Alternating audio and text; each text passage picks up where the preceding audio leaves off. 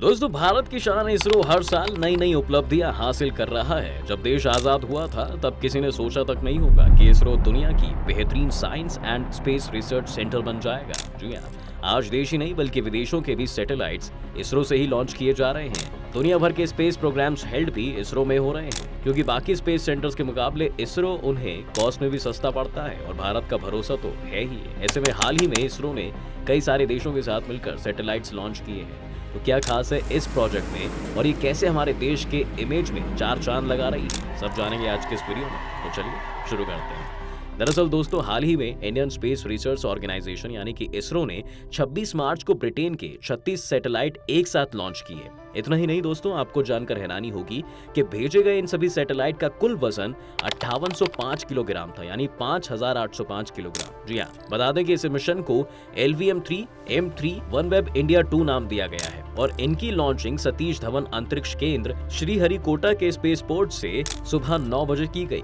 इसमें इसरो के 43.5 मीटर लंबे LVM-3 रॉकेट GSLV MK3 का इस्तेमाल किया गया और ये इसरो का सबसे भारी रॉकेट है। इसने दूसरे लॉन्च पैड से उड़ान भरी। आपको बता दें कि इसी लॉन्च पैड से चंद्रयान 2 मिशन समेत 5 सफल लॉन्चिंग हो चुकी हैं। LVM-3 से चंद्रयान 2 मिशन के साथ साथ लगातार 5 सफल मिशन लॉन्च किए जा चुके हैं और ये इसकी 6ठी सफल उड़ान है। जी हाँ, आप सभी ने लाइव रॉकेट लॉन्च होते हुए नहीं देखा होगा दोस्तों। बेशक ये बहुत खूबसूरत और गर्व से भर देने वाला एक्सपीरियंस होता है और इसी वजह से रॉकेट की लॉन्चिंग देखने के लिए श्रीहरिकोटा के स्पेस पोर्ट पर काफी लोग आए हुए थे और रॉकेट की सक्सेसफुल लॉन्चिंग के बाद लोग ताली बजाते हुए नजर आए। बता दें कि OneWeb के लिए इसरो की commercial unit new space India limited यानी NSIL का दूसरा मिशन रहा। दरअसल नेटवर्क एक्सेस एसोसिएटेड लिमिटेड यानी OneWeb यूके की कम्युनिकेशन कंपनी है। इसमें ब्रिटिश गवर्नमेंट, भारत की भारतीय एंटरप्राइजेस, फ्रांस की यूटेलसेट, जापान का सॉफ्टबैंक, अमेरिका की यूजेस नेटवर्क्स और साउथ कोरियन डिफेंस कंपनी हनवा की हिस्सेदारी है। ये सैटेलाइट बेस्ड सर्विस प्रोवाइड करवाने वाली कम्युनिकेशन कंपनीज है। इसका हेडक्वार्टर लंदन में है। खैर अब दोस्तों आइए जान लेते हैं कि आखिर इस मिशन का मकसद क्या था और अगर ये मिशन सक्सेसफुल हो गया तो इसका क्या फायदा होगा।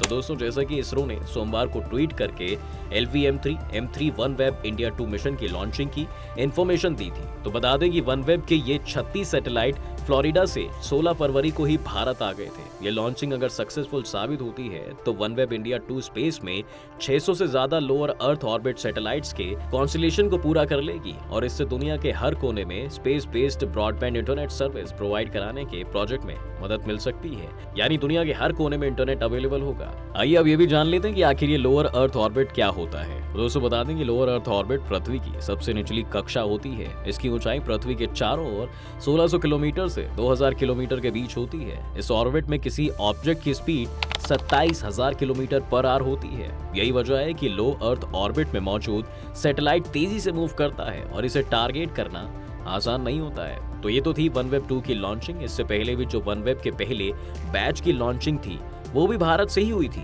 जी हाँ, और ये लॉन्चिंग 23 अक्टूबर 2022 को हुई थी। इसरो की commercial firm new space India limited यानी NSIL ने OneWeb के 72 सैटेलाइट्स को 2 स्टेजेस में लॉन्च करने के लिए करीब 1000 करोड़ का कॉन्ट्रैक्ट साइन किया था। OneWeb का 36 सैटेलाइट्स का पहला batch LVM-3 M2 OneWeb India 1 mission पिछले साल यानी 23 अक्टूबर 2022 में लॉन्च किया गया था। ये सभी सैटेलाइट सबसे भारी रॉकेट GSLV MK3 के जरिए लॉन्च किए गए थे और इसे लो अर्थ ऑर्बिट में सक्सेसफुली स्टैब्लिश कर दिया गया था। बता दें कि GSLV MK3 रॉकेट की लंबाई 43.5 मीटर है। 5796 किलो के भारी पेलोड ले जाने वाला यह पहला भारतीय रॉकेट बना और ये 8000 किलो के सैटेलाइट्स का भार उठा सकता है।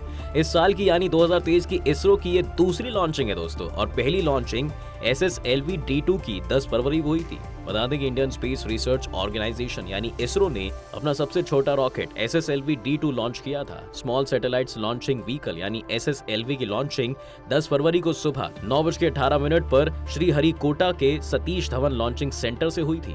SSLV D2 3 सैटेलाइट्स लॉन्च करने में कामयाब हुआ था। ये SSLV को लॉन्च करने की दूसरी कोशिश थी। इसके पहले 9 अगस्त 2022 को पहली कोशिश नाकाम रही थी। दोस्तों, इसरो के नए लॉन्च व्हीकल यानी कि small satellite launch vehicle SSLV के लिए newly developed solid booster stage यानी SS1 के ग्राउंड टेस्टिंग 14 मार्च 2022 को सतीश धवन स्पेस सेंटर श्री हरिकोटा में 12:05 पे की गई थी। ऐसा नहीं है दोस्तों कि हर बार में सक्सेसफुली लॉन्चिंग हो गई। भारतीय अंतरिक्ष अनुसंधान संगठन के दोनों सैटेलाइट्स की लॉन्चिंग फेल हो गई थी। जी हाँ, इसरो ने बताया था कि दोनों सैटेलाइट्स गलत ऑर्बिट में चले गए। अब ये किसी काम के नहीं रहे, जिसके बाद इसरो ने सैटेलाइट्स फेलियर की जांच के लिए एक कमेटी भी बनाई थी। लेकिन अब इतने भारी सैटेलाइट स्पेस में भेजकर इसरो ने एक बार फिर इतिहास रच दिया है। अब आइए जानते हैं वनवेब इंडिया मिशन की 5 बड़ी बातें। जैसे कि हमने आपको बताया कि वनवेब इंडिया मिशन में वनवेब नाम यूके स्थित वनवेब ग्रुप कंपनी से जुड़ा हुआ है। वनवेब और न्यू स्पेस इंडिया लिमिटेड यानी NSAIL के बीच समझौते पर हस्ताक्षर किए गए, जो इसरो की कमर्शियल ब्रांच है। 36 सैटेलाइट्स का पहला सेट 23 अक्टूबर 2022 को लॉन्च किया गया था। आपको जानकर हैरानी होगी कि LVM-3 इसरो का सबसे भारी भरकम लॉन्च व्हीकल है, जो अब तक 5 सफल उड़ानें पूरी कर चुका है, जिसमें चंद्रयान 2 मिशन भी शामिल है।